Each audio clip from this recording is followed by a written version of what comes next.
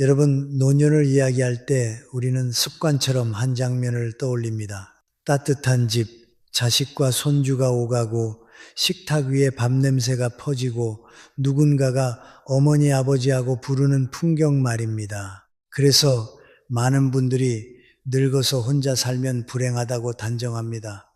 그런데 저는 그 단정이 너무 빠르다고 생각합니다. 왜냐하면 제가 만나온 수많은 노년의 얼굴은 함께 살아도 외로운 사람이 있었고 혼자 살아도 평온한 사람이 있었기 때문입니다. 우리는 외로움을 사람이 없는 상태로만 이해합니다. 하지만 노년의 외로움은 대개 그렇게 단순하지 않습니다. 진짜 외로움은 사람의 숫자에서 오기보다 마음이 닿는 통로가 끊어질 때 찾아옵니다. 같은 집에 살면서도 말이 줄어들고 존재가 가벼워지고 결국은 나는 여기 있는데도 없는 사람처럼 느끼게 되는 순간이 있습니다. 그때의 외로움은 방 안의 정막보다 훨씬 깊습니다. 왜냐하면 정막은 공간의 문제이지만 무시당함은 존엄의 문제이기 때문입니다. 저는 이런 이야기를 여러 번 들었습니다. 예전에는 아이들이 저한테 묻더군요. 엄마, 이건 어떻게 해요? 아빠, 이건 뭐예요? 그런데 이제는 제가 물어도 다들 바쁘다고만 해요. 자식이 나쁘다는 말이 아닙니다. 세상이 빠르고 삶이 고단하고 각자 책임이 너무 많습니다. 그래서 사랑이 줄어들지 않았는데도 관심의 형태가 바뀝니다. 돌봄은 남아있는데 대화는 사라지고 책임은 남아있는데 존중은 약해지기도 합니다. 그렇게 함께 있음이 함께 사는 것이 아니라 같은 공간을 공유하는 것으로만 남을 때 노년은 오히려 더 공허해질 수 있습니다. 그렇다면 어떤 분들은 왜 혼자 살기를 선택할까요? 저는 그것이 단순히 외롭지 않아서가 아니라 오히려 덜 상처받기 위해서라고 봅니다.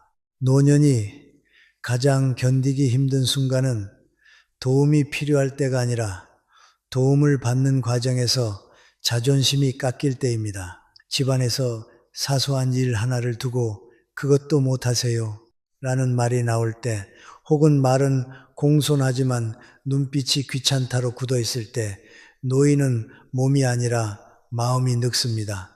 그래서 어떤 분들은 말합니다.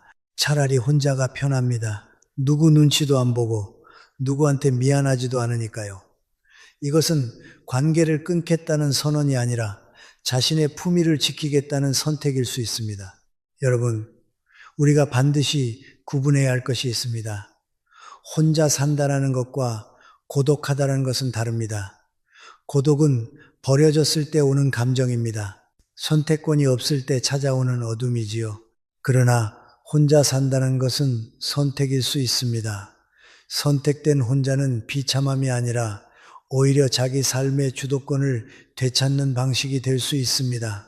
사람은 늙어서도 자기 삶의 주인이어야 합니다. 늙었다고 해서 내가 나를 결정할 권리를 누군가에게 넘겨야 하는 것은 아닙니다. 혼자 사는 삶이 왜 좋을 수 있는가를 이해하려면 노년의 자유가 무엇인지부터 생각해야 합니다. 젊을 때 우리는 바쁜 자유를 살았습니다. 돈을 벌고 아이를 키우고 조직에서 버티고 사회의 기대를 충족시키며 나는 자유롭다고 착각하지요. 그러나 그 자유는 사실 책임과 의무 사이에서 겨우 숨을 쉬는 자유일 때가 많습니다. 노년의 자유는 성격이 다릅니다. 노년의 자유는 덜어내는 자유입니다. 더 많이 갖는 자유가 아니라 더 많이 내려놓는 자유입니다. 누군가를 만족시키기 위해 하루를 조절하지 않아도 되는 자유, 내 몸의 리듬에 맞춰 사는 자유, 작은 습관을 방해받지 않는 자유 말입니다. 혼자 사는 노인에게는 시간이 다시 자기 편이 됩니다. 새벽에 일어나도 되고 늦게 일어나도 됩니다. 내가 먹고 싶은 것을 먹고 내가 듣고 싶은 음악을 듣고 내가 쉬고 싶을 때 쉴 수 있습니다. 이런 것들이 젊은 사람에게는 사소해 보일지 몰라도 한평생 타인의 일정과 가족의 리듬에 맞춰 살아온 사람에게는 큰 회복입니다. 내 하루가 내 것이구나 라는 감각이 돌아오면 마음이 안정됩니다. 그 안정은 사람을 더 온화하게 만들기도 합니다. 물론 혼자 산다고 해서 저절로 행복해지는 것은 아닙니다. 혼자 살면 더 외로워진다고 말하는 분들도 있습니다. 그 말도 맞습니다.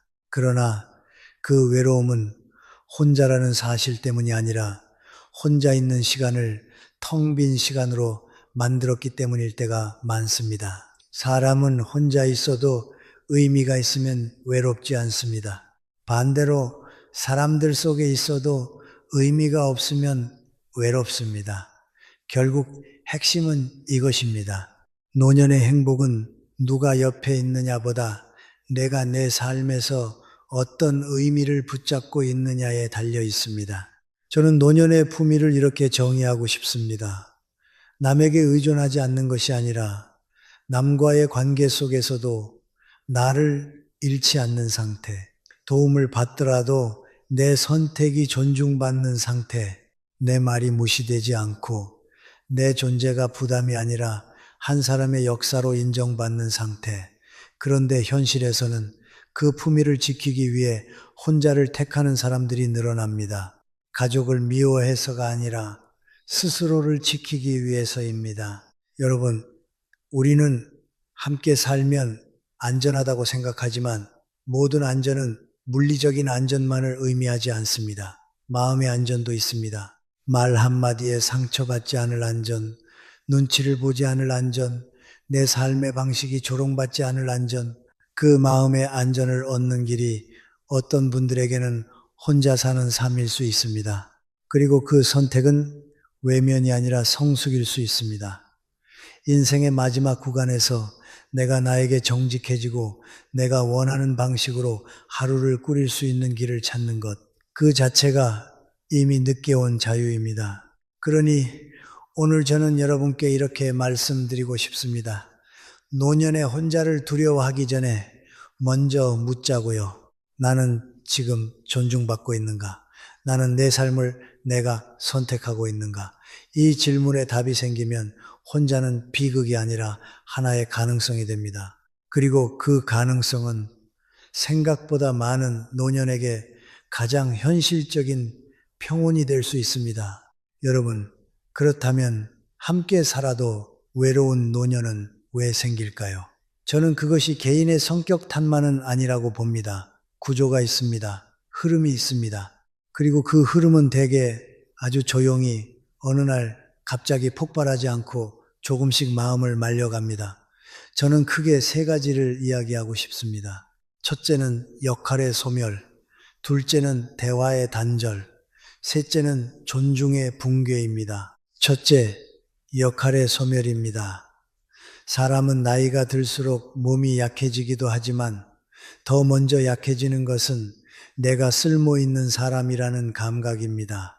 젊을 때는 누구나 역할이 있습니다. 직장에서는 일을 하고, 가정에서는 책임을 지고, 누군가의 문제를 해결해 주며 삽니다. 그런데 은퇴를 하고, 자식이 독립하고, 집안일도 점점 남에게 맡기게 되면 노년은 갑자기 할 일이 없는 사람이 되기도 합니다. 물론 쉬는 것은 축복입니다.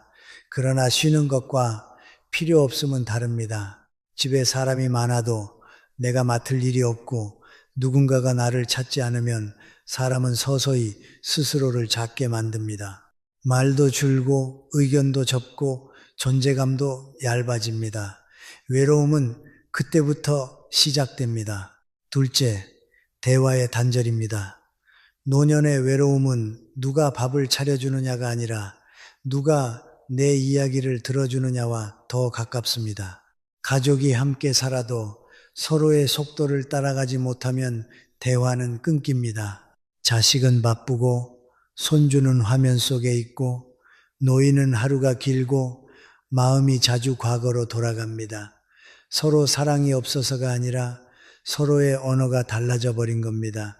그래서 같은 집에 있어도 노인은 오늘 하루 어땠어? 라는 질문을 듣기 어렵고 자식은 그 얘기 또 하세요? 라는 말이 입 밖으로 나오기 쉽습니다. 그렇게 대화가 단절되면 노인은 침묵으로 적응합니다. 그런데 그 침묵이 오래가면 마음은 고립으로 넘어갑니다. 사람은 말을 잃는 순간 관계의 자리에서도 조금씩 사라집니다. 셋째, 존중의 붕괴입니다. 이것이 가장 결정적입니다. 돌봄은 있는데 존중이 없을 수 있습니다. 잘 챙겨주기는 하지만 결정권은 주지 않는 경우가 있습니다. 어디를 가야 하는지, 무엇을 먹어야 하는지, 생활 리듬을 어떻게 해야 하는지 모두 건강을 위해서라는 이름으로 결정해 줍니다. 물론 자식의 마음은 선합니다. 하지만 부모는 보호 대상이 되는 순간 스스로를 한 사람이 아니라 관리해야 할 존재로 느낄 수 있습니다. 노년에게 가장 아픈 것은 돈이 없어서가 아니라 내 삶이 내 것이 아니라는 느낌입니다. 저는 아직 판단할 수 있습니다. 저는 아직 선택할 수 있습니다. 이 말을 마음속으로 삼키게 만드는 환경이 노년의 외로움을 깊게 만듭니다. 여러분, 여기서 중요한 포인트가 있습니다. 노년이 혼자 살기를 선택하는 이유는 가족이 싫어서가 아니라 이 세 가지 흐름 역할이 사라지고 대화가 끊기고 존중이 무너지는 흐름 속에서 자기 마음을 지키기 위해서일 수 있다는 겁니다. 같이 살면 덜 외롭다는 말은 대화와 존중이 있을 때만 성립합니다. 사람이 많아도 나를 사람으로 대해주는 관계가 없으면 외롭습니다. 반대로 사람이 적어도 나를 나로 인정하는 관계가 있으면 외롭지 않습니다. 그러니 우리는 노년을 돕는다고 할 때 먼저 방향을 바꿔야 합니다. 부모님을 곁에 두자가 아니라 부모님의 역할을 남겨드리자, 부모님의 말을 들어드리자, 부모님의 선택을 존중하자로 가야 합니다. 그래야 함께 살아도 외롭지 않습니다.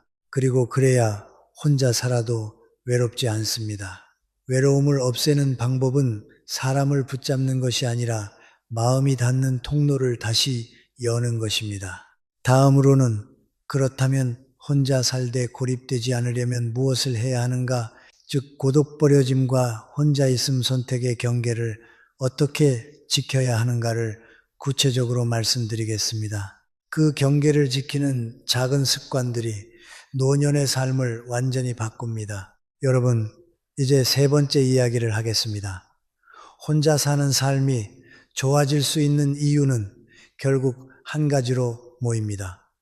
주도권입니다. 노년의 행복을 가르는 것은 집의 크기나 가족의 숫자가 아니라 내 하루를 내가 결정할 수 있느냐입니다. 그런데 주도권을 잃는 순간 사람은 누군가 옆에 있어도 불안해집니다.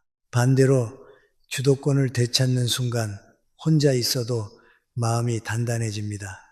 많은 분들이 혼자 산다는 말을 들으면 먼저 떠올리는 것이 정막입니다.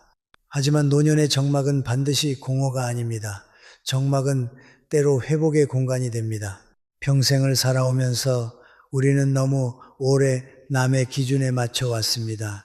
좋은 부모, 좋은 배우자, 좋은 직장인, 좋은 자식, 역할이 많았고 그 역할을 잘 해내느라 내 마음을 뒤로 밀었습니다. 그러다 인생 후반에 들어서면 역할이 줄어들고 빈자리가 생깁니다. 그 빈자리를 쓸쓸함으로만 채우면 고독이 되지만 나를 다시 세우는 시간으로 쓰면 평온이 됩니다.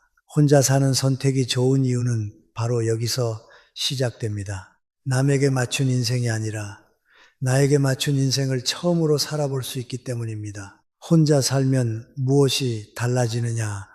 가장 먼저 달라지는 것은 시간의 주인이 내가 된다는 겁니다. 누구의 생활 리듬에 맞출 필요가 없습니다. 내가 피곤하면 쉬고 내가 눈이 일찍 떠지면 일찍 일어날 수 있습니다. 사소한 자유처럼 보이지만 이 사소함이 노년에게는 큽니다. 젊은 시절에는 사소한 자유를 누릴 여유가 없었습니다. 늘 맞춰야 했고 양보해야 했고 참아야 했습니다. 그런데 노년의 자유는 거창하지 않습니다. 오늘은 이 시간에 차를 마시고 이 음악을 듣고 이만큼만 걸을래, 이런 선택들이 쌓일 때 마을은 안정됩니다. 그리고 혼자 살면 관계의 피로가 줄어듭니다. 함께 살면 행복도 있지만 동시에 조정이 생깁니다. 식사 시간, TV 소리, 방문 열고 닫는 것, 손주가 뛰는 소리, 냉장고에 무엇을 넣어두는 것, 사소한 생활 충돌은 어느 집에나 있습니다. 젊은 가족에게는 사소하지만 예민해진 노년에게는 그것이 스트레스가 될 수 있습니다. 특히 미안함이 문제입니다. 노년이 가장 싫어하는 감정 중 하나는 사랑하는 사람에게 계속 미안해지는 것입니다. 그래서 어떤 분들은 말합니다. 혼자 살면 미안할 일이 없습니다. 이 말 속에는 외로움이 아니라 품위가 들어 있습니다. 혼자 산다는 선택에는 또 하나의 힘이 있습니다.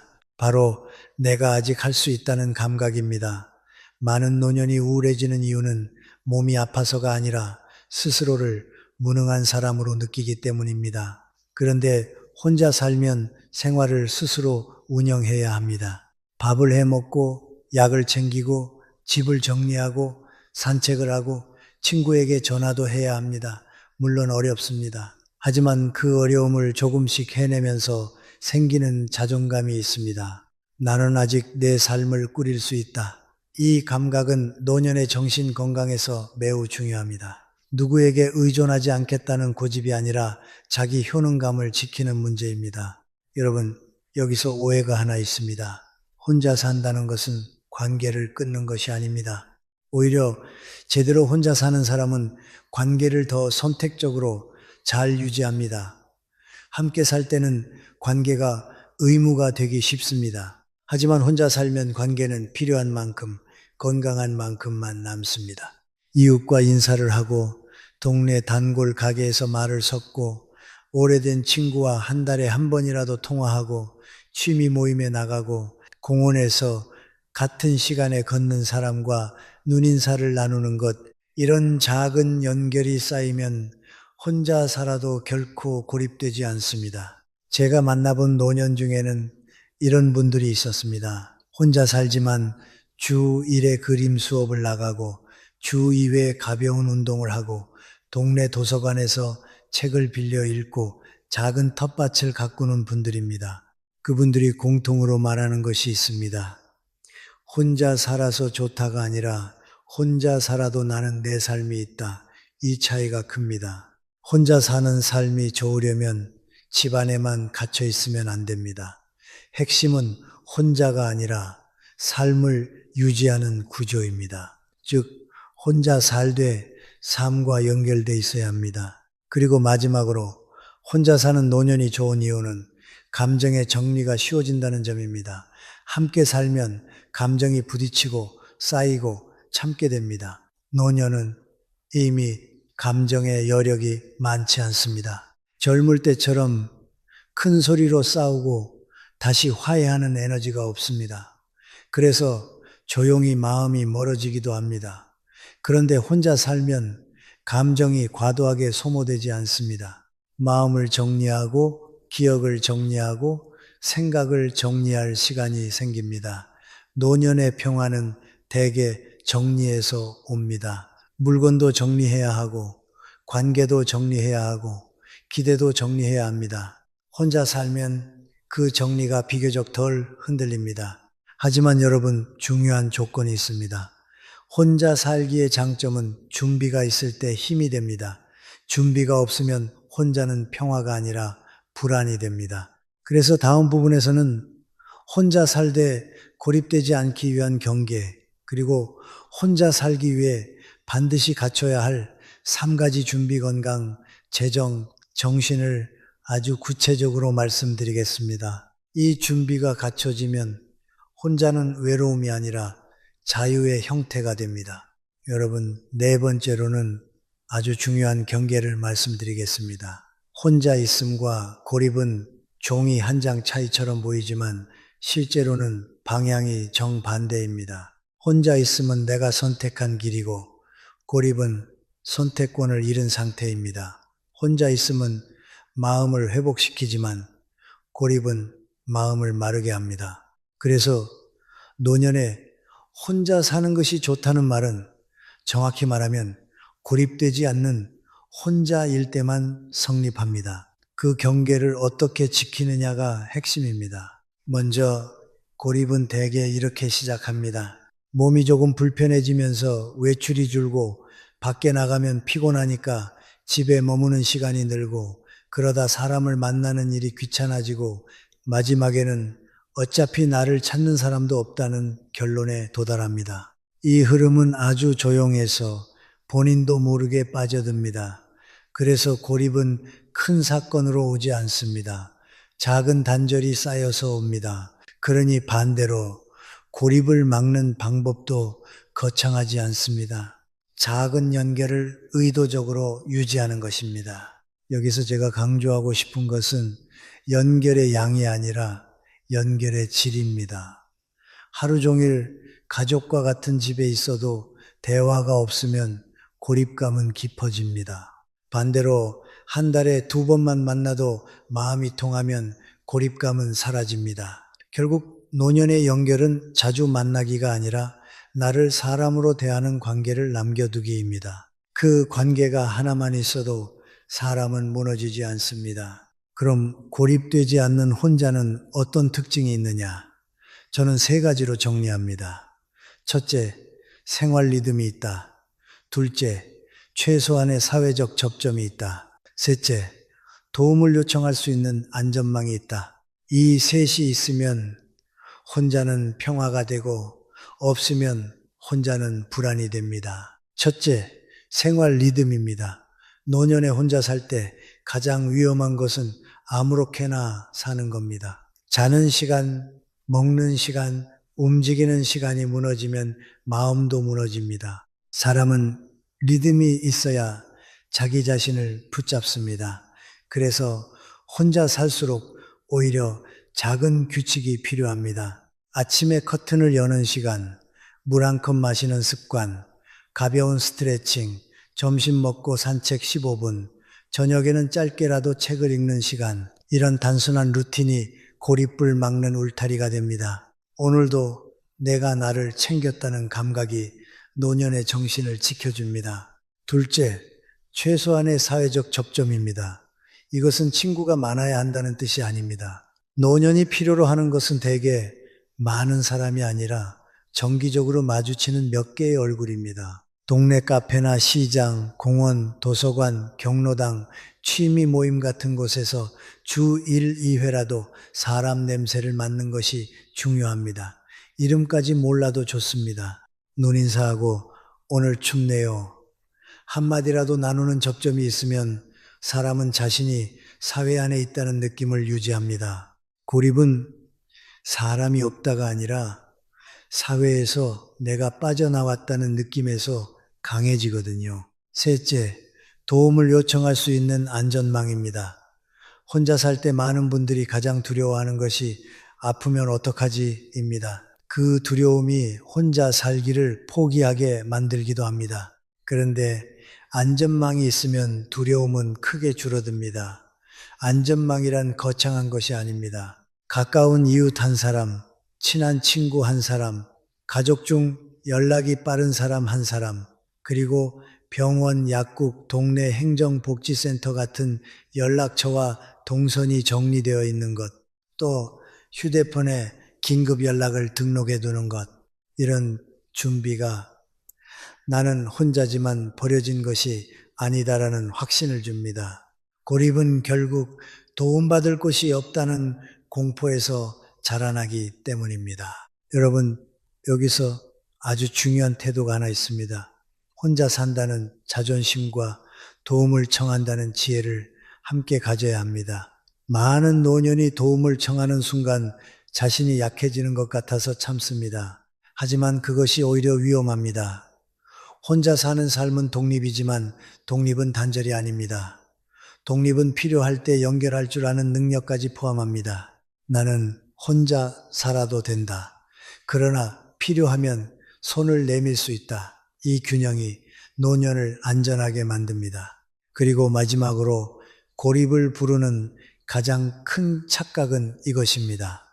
나는 남에게 피해주면 안 된다. 물론 피해주지 않는 마음은 아름답습니다. 하지만 그 마음이 지나치면 사람은 스스로를 사회에서 지워버립니다. 노년이 누군가에게 가끔 부탁하는 것은 피해가 아니라 관계의 자연스러움일 수 있습니다. 오히려 가벼운 부탁과 작은 도움은 관계를 이어주는 실이 됩니다. 중요한 것은 부탁의 크기가 아니라 서로의 존중입니다. 자, 이제 정리해 보겠습니다. 혼자 있음은 선택이고 고립은 방치입니다. 혼자를 평화로 만들려면 리듬, 적점, 안전망이 필요합니다.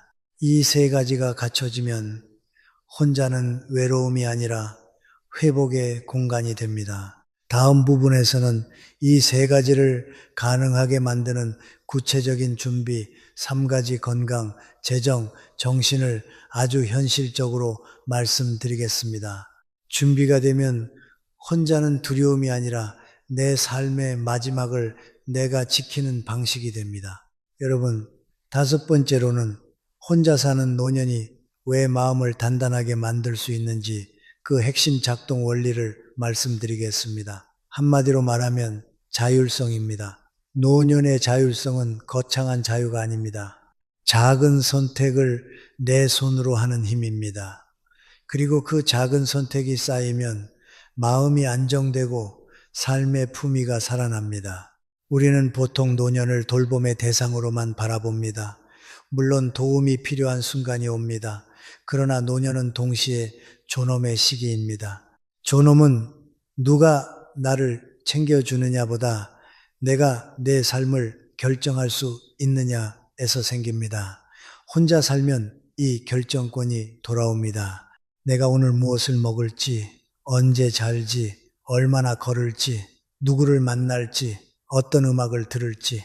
젊은 사람에겐 사소한 선택이지만 평생 가족의 리듬에 맞춰 살았던 사람에게는 이것이 놀라운 회복입니다. 첫째, 시간의 주도권입니다. 함께 살면 시간은 언제나 조정의 대상이 됩니다. 식사 시간, 외출 시간, TV를 켜는 시간, 손주가 방문하는 시간, 누군가와 함께 사는 것은 좋은 일이지만 노년에게는 그 조정이 피로가 될 때도 많습니다. 몸은 예전 같지 않고 감정의 여력도 줄어듭니다. 그런데 혼자 살면 시간은 다시 내 편이 됩니다. 새벽에 눈이 떠지면 일어나도 되고 오후에 졸리면 낮잠을 자도 됩니다. 내 몸이 원하는 속도로 하루를 꾸릴 수 있다는 것은 노년에게 단순한 편리함이 아니라 정신적 안정을 가져옵니다. 마음이 불안할 때 사람은 대개 통제감을 잃었을 때입니다. 혼자 살며 시간의 통제감이 회복되면 불안도 줄어듭니다. 둘째, 습관과 취향의 회복입니다. 노년의 행복은 큰 이벤트가 아니라 작은 습관에서 옵니다. 아침에 차 한 잔, 창문을 열고 들어오는 공기, 좋아하는 반찬 하나, 라디오나 음악 한 곡. 그런데 함께 살면 이런 사소한 취향이 자꾸 뒤로 밀립니다. 냄새 난다, 시끄럽다, 그건 몸에 안 좋다, 그렇게 하면 위험하다 같은 말이 쌓이면 노인은 점점 자기 취향을 접습니다. 결국 삶이 남의 기준으로 운영됩니다. 혼자 살면 취향을 다시 꺼낼 수 있습니다. 내가 좋아하는 음악을 조금 크게 틀어도 되고 내가 좋아하는 음식을 단순하게 먹어도 됩니다. 취향을 지키는 것은 고집이 아니라 내가 아직 나로 살아있다는 증거입니다. 셋째, 관계의 질이 좋아집니다. 이게 의외라고 느낄 수 있습니다. 많은 사람이 혼자 살면 관계가 끊긴다고 생각하니까요. 그런데 제가 만나본 경우에는 혼자 살기를 잘하는 사람일수록 관계가 더 건강해지기도 했습니다. 이유는 간단합니다. 관계가 의무가 아니라 선택이 되기 때문입니다. 함께 살면 매일 부딪힐 수밖에 없습니다. 사소한 말, 사소한 표정, 사소한 생활 방식이 계속 마찰을 만들 수 있습니다. 하지만 혼자 살면 만남의 순간이 필요한 만큼으로 정리됩니다. 그래서 만나면 더 반갑고 더 집중해서 듣고 덜 상처 줍니다. 거리가 생기면 정이 사라지는 게 아니라 때로는 정이 오래가도록 지켜주는 거리가 되기도 합니다. 넷째, 삶의 밀도가 달라집니다. 함께 살 때의 노년이 그저 하루를 견디는 시간이 되기 쉬운 반면 혼자 살 때는 오히려 하루를 설계하는 시간이 될 수 있습니다. 무슨 말이냐 하면 혼자 살면 내가 나를 돌봐야 합니다. 그래서 삶은 자연스럽게 구조를 갖게 됩니다. 약을 챙기고 장을 보고 정리하고 운동하고 때때로 사람을 만나야 합니다. 그 과정에서 생기는 자기관리가 노년을 지탱합니다. 사람은 자신을 돌볼 때 우울해서 멀어집니다. 반대로 아무도 나를 필요로 하지 않는다고 느끼면 몸도 마음도 급격히 약해집니다. 혼자 사는 삶이 잘 굴러가려면 결국 내가 나를 필요로 해야 합니다. 그게 바로 삶의 밀도입니다. 다섯째, 감정 소모가 줄어듭니다. 노년은 감정의 여력이 젊을 때처럼 많지 않습니다. 사소한 갈등이 큰 피로가 됩니다. 또 잔소리 들었다, 또 눈치 봤다, 같은 경험이 누적되면 사람은 자꾸 마음을 닫습니다.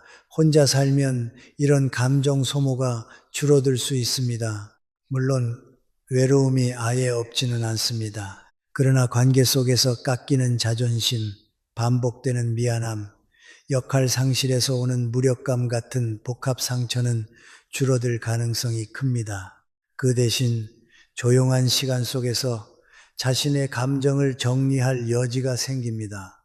노년의 평화는 대개 정리된 마음에서 옵니다. 여러분, 여기서 다시 한번 강조하고 싶습니다.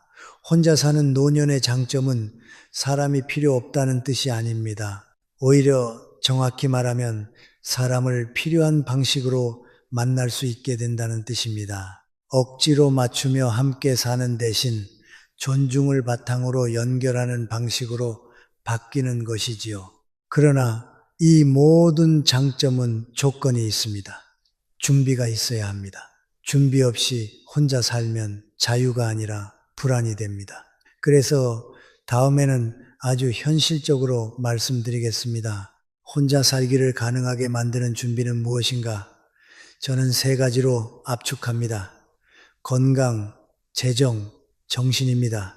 이 셋이 받쳐주면 혼자는 평화가 되고 이 셋이 흔들리면 혼자는 공포가 됩니다. 여러분, 여섯 번째로는 가장 현실적인 이야기로 들어가겠습니다. 혼자 살면 좋다는 말은 감성으로만 끝내면 안 됩니다. 노년은 현실이기 때문입니다. 혼자 사는 삶이 평화가 되려면 반드시 준비가 필요합니다.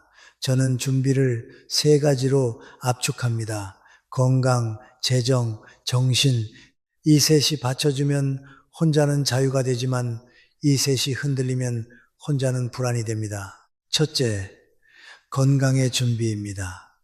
노년에 혼자 산다는 말은 결국 내 몸을 내가 관리할 수 있다는 뜻이기도 합니다. 여기서 중요한 건 완벽한 건강이 아닙니다. 병이 하나도 없어야 혼자 살 수 있는 것이 아닙니다. 오히려 대부분의 노년은 한두 가지 질환을 안고 삽니다. 중요한 것은 병의 유무가 아니라 관리의 습관입니다. 혼자 사는 노년에게 가장 위험한 순간은 크게 두 가지입니다. 하나는 넘어졌을 때, 또 하나는 약을 놓쳤을 때입니다. 이 두 가지는 사소해 보이지만 혼자 살기의 안정성을 좌우합니다. 그래서 건강준비의 핵심은 거창한 운동이 아니라 아주 구체적인 생활장치입니다. 예를 들어 매일 같은 시간에 약을 챙기는 루틴, 집안에서 미끄러질 요소를 줄이는 정리, 밤에 화장실 갈 때 불을 켜는 습관, 손이 닿는 곳에 물과 간단한 음식이 있는 구조, 그리고 최소한의 체력 유지입니다. 체력은 근육과 균형 감각에서 옵니다. 노년에 혼자 사는 분들을 보면 공통점이 있습니다. 대단한 운동을 하는 게 아니라 매일 조금씩 걷고 매일 조금씩 움직입니다. 그 작은 꾸준함이 혼자 살 수 있는 몸을 만듭니다. 몸이 버텨주면 마음은 훨씬 덜 흔들립니다. 둘째, 재정의 준비입니다. 노년의 불안은 인간관계보다 돈에서 시작되는 경우가 많습니다. 돈이 많아야 한다는 뜻이 아닙니다.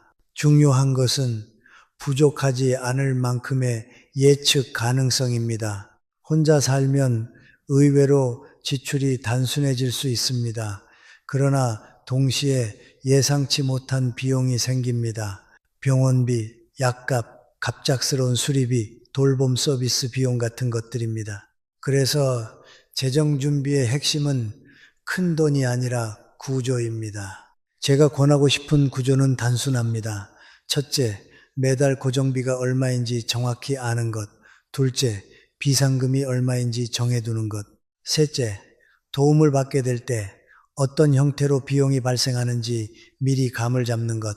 그리고 무엇보다 중요한 것은 노년이 돈 문제로 자식에게 매번 설명하고 부탁하는 상황을 줄이는 것입니다. 자식이 돈을 준다고 해서 문제가 해결되는 게 아닙니다. 그 과정에서 노인은 자존심이 깎이기도 하고 관계가 어긋나기도 합니다. 혼자 살기를 선택한 노년이 가장 원하지 않는 것이 폐를 끼치는 느낌입니다. 그러니 재정은 풍요가 아니라 독립의 기반입니다. 적어도 기본 생활을 꾸릴 수 있다는 확신이 있으면 혼자는 두려움이 아니라 선택이 됩니다. 셋째, 정신의 준비입니다. 저는 이게 가장 중요하다고 생각합니다. 건강과 돈이 있어도 마음이 무너지면 혼자는 곧 고립이 됩니다. 정신의 준비라는 건 거창한 명상이나 철학 공부만을 말하는 것이 아닙니다. 핵심은 한 문장으로 정리됩니다. 혼자 있는 시간과 대화할 수 있는가? 대부분의 사람은 평생을 바쁘게 살면서 자기 마음과 대화하는 법을 배우지 못했습니다. 그래서 조용해지면 불안이 올라옵니다. 혼자 살기 위해 필요한 정신의 기술은 외로움을 없애는 기술이 아니라 외로움이 와도 삼켜지지 않는 기술입니다. 그 기술은 어떻게 만들어지느냐? 저는 3가지 습관을 권합니다. 첫째, 하루에 아주 짧게라도 내 마음을 확인하는 시간을 갖는 것. 오늘 무엇이 힘들었나, 무엇이 고마웠나, 이 2 질문만으로도 충분합니다.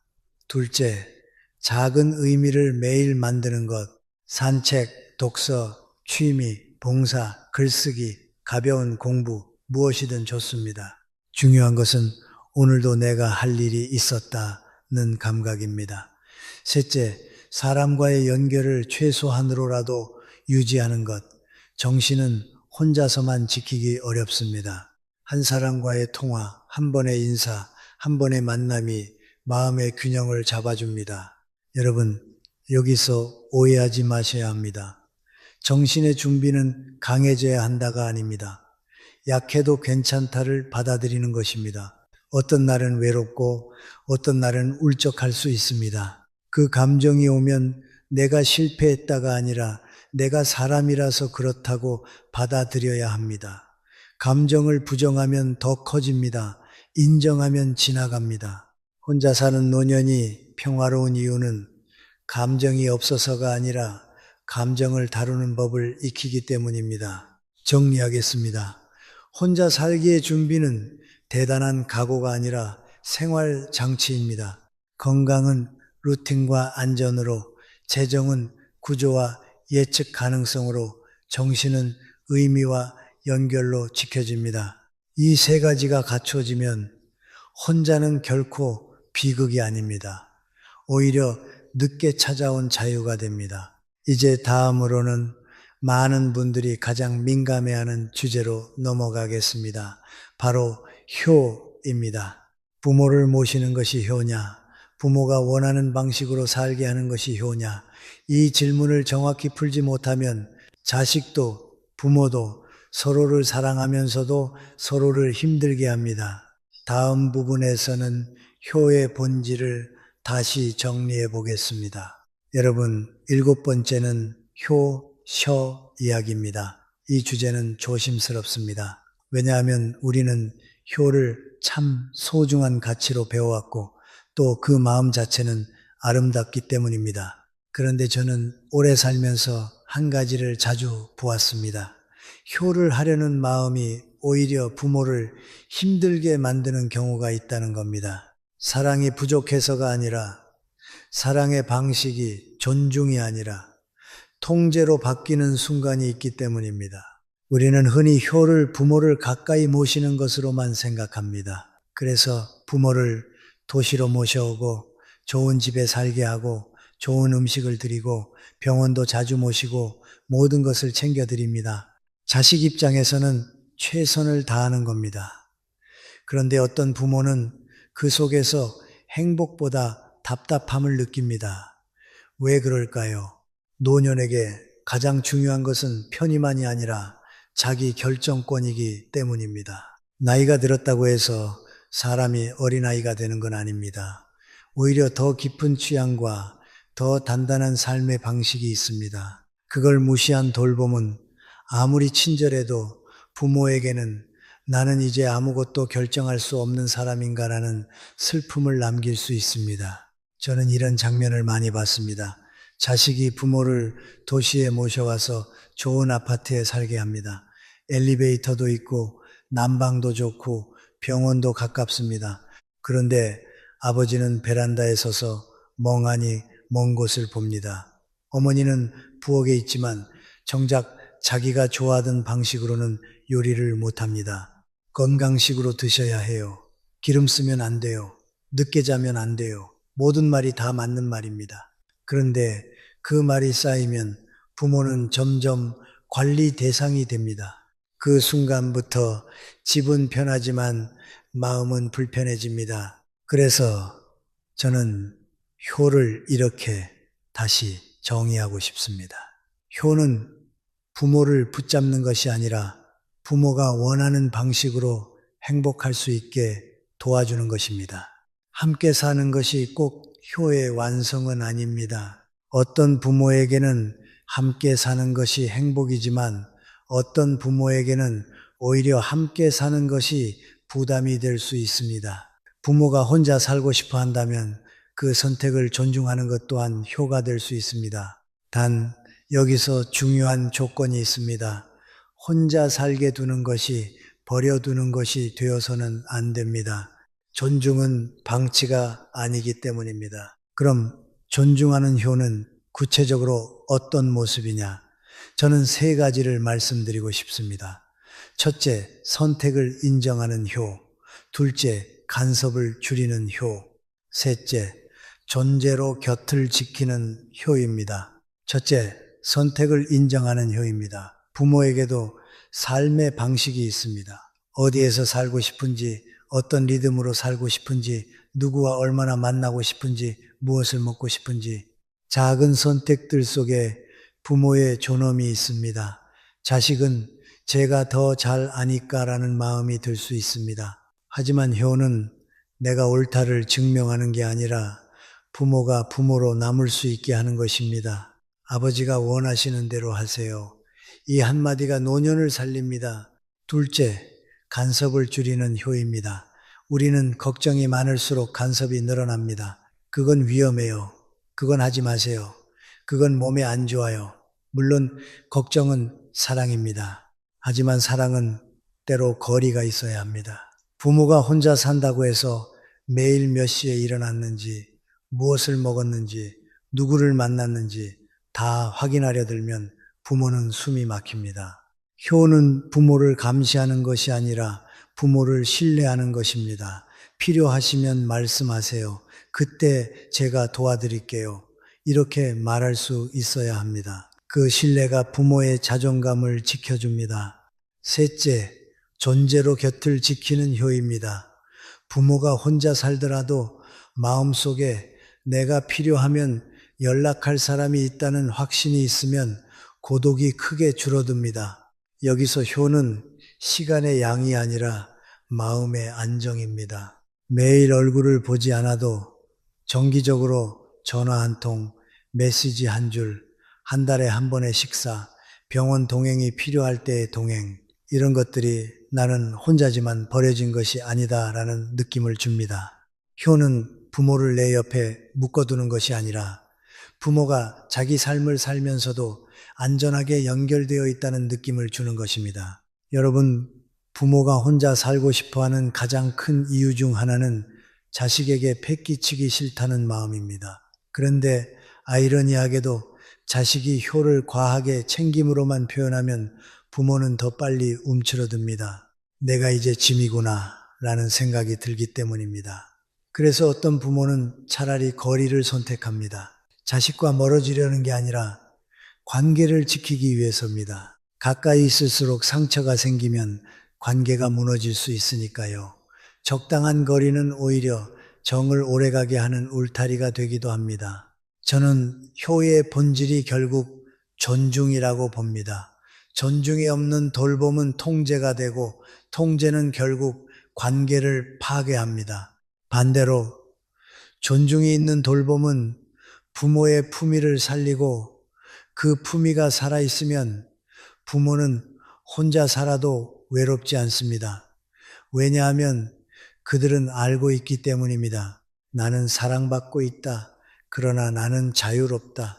이 두 가지가 함께 있을 때 노년의 마음은 안정됩니다. 이제 마지막으로 결론을 정리하겠습니다. 혼자 사는 노년이 왜 두려움이 아니라 가능성이 될 수 있는지, 그리고 우리가 지금부터 무엇을 준비해야 하는지 마지막 메시지를 드리겠습니다. 여러분, 이제 마지막 8번째 이야기입니다. 결론은 단순합니다. 노년에 혼자 산다는 것은 비극이 아닐 수 있습니다. 다만 조건이 있습니다. 그 혼자가 고립이 아니라 선택일 때, 그리고 그 선택을 지탱할 준비가 있을 때 그렇습니다. 우리는 오랫동안 사람이 옆에 있어야 행복하다고 믿어왔지만 인생의 후반부에는 다른 진실이 더 크게 다가옵니다.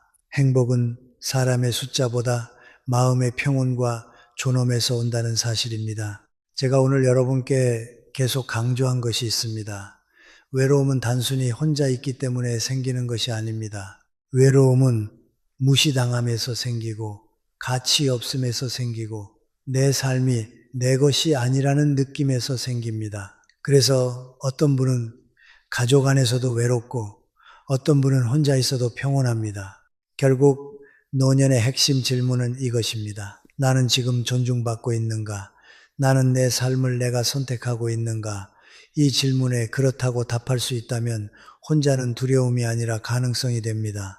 혼자 사는 노년이 아름다울 수 있는 이유는 그것이 삶의 마지막에서 비로소 얻는 자기 회복의 시간이기 때문입니다. 평생 남을 위해 살았습니다. 부모로서, 배우자로서, 일하는 사람으로서 누군가의 기대를 떠받치며 왔습니다. 그러다 어느 순간 역할이 줄고 집이 조용해지고 사람들의 관심이 다른 곳으로 옮겨갑니다. 그때 노년은 두 갈래의 길 앞에 섭니다. 하나는 나는 이제 끝났다라고 생각하며 마음을 접는 길이고, 다른 하나는 이제야 내 삶을 정리하고 내 리듬으로 살아보자라고 선택하는 길입니다. 혼자 사는 삶은 바로 두 번째 길이 될 수 있습니다. 하지만 저는 한 가지를 분명히 말씀드리고 싶습니다. 혼자 산다고 해서 사람을 버리라는 말이 아닙니다. 혼자는 관계를 끊는 것이 아니라 관계를 건강하게 정리하는 방식일 수 있습니다. 억지로 부딪히며 상처를 쌓는 대신 존중 속에서 적당한 거리를 지키며 사랑을 유지하는 것, 필요할 때는 연결되고 평소에는 각자의 리듬을 지키는 것, 이런 관계는 오히려 오래갑니다. 그리고 그 관계를 지켜주는 것이 진짜 효일 수도 있습니다. 붙잡는 효가 아니라 존중하는 효 말입니다. 그래서 오늘의 결론을 저는 3문장으로 정리하겠습니다. 첫째, 혼자 있음은 고독이 아니다. 고독은 버려짐이지만 혼자는 선택일 수 있습니다. 선택된 혼자는 사람을 무너지게 하지 않고 오히려 회복시킵니다. 둘째, 혼자 살기의 핵심은 준비다. 건강은 루틴과 안전으로, 재정은 구조와 예측 가능성으로, 정신은 의미와 최소한의 연결로 지켜집니다. 이 준비가 있으면 혼자는 평화가 됩니다. 셋째, 노년의 행복은 결국 나를 잃지 않는 것이다. 누군가를 위해 너무 오래 살다 보면 정작 자기 자신을 잃습니다. 그런데 인생의 마지막에서는 그 반대가 필요합니다. 조금은 나를 위해 살아야 합니다. 나를 돌보고, 나를 인정하고, 나를 존중해야 합니다. 그때 비로소 마음이 편해집니다. 여러분, 우리는 노년을 두려워하면서도 사실 한 가지를 가장 두려워합니다. 혼자가 아니라 내가 나를 잃는 것입니다. 평생 사람들 속에서 살았는데도 정작 내 마음이 어디에 있는지 모르게 되는 것. 그게 더 무섭습니다. 그래서 저는 말하고 싶습니다. 노년에 혼자 사는 것이 무서운 것이 아니라 너무 오래 남을 위해 살다가 마지막에 자신을 잊어버리는 것이 더 무섭다고요. 그러니 지금부터라도 작은 준비를 하십시오. 큰 결심이 아니라 작은 습관입니다. 내 몸을 조금씩 움직이는 습관, 지출을 단순하게 정리하는 습관, 하루에 잠깐이라도 내 마음을 확인하는 습관, 그리고 완전히 끊지 않고 연결을 남겨두는 습관, 이 네 가지가 쌓이면 노년의 혼자는 결코 비극이 되지 않습니다. 그리고 혹시 언젠가 여러분이 혼자 살기를 선택하게 되더라도 기억하십시오. 혼자 산다고 해서 외로운 것이 아닙니다. 외로운 것은 사랑이 없는 것이 아니라 존중이 없는 것입니다. 여러분이 여러분 자신을 존중하고 여러분의 삶을 여러분의 리듬대로 살 수 있다면 그 혼자는 고독이 아니라 평화입니다. 늦게 찾아온 자유입니다. 그리고 그 자유는 누구도 대신 줄 수 없습니다. 여러분이 스스로 만들어야 하는 마지막 선물입니다.